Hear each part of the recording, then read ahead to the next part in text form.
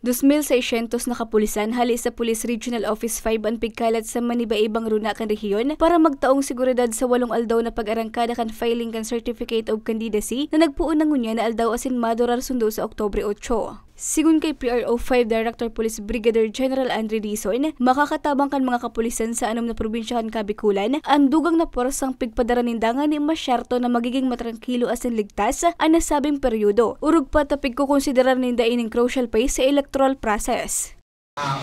Going na po yung coordination ng COMELEC at yung mga police stations natin na bawat COMELEC officer ay pupuntahan nila at aalamin kung ano ang magiging role at kung ano ang specific na mga lugar na dapat nilang bantayan.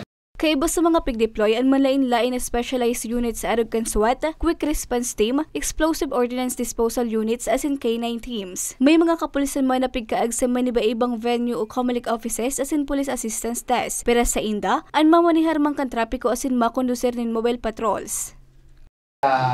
Sunod lang po kita kung ano ang polisiya kan COMELEC at yung PNP palaging nasa side po yan ng government kaya to avoid trouble, let us always follow the policy guidelines.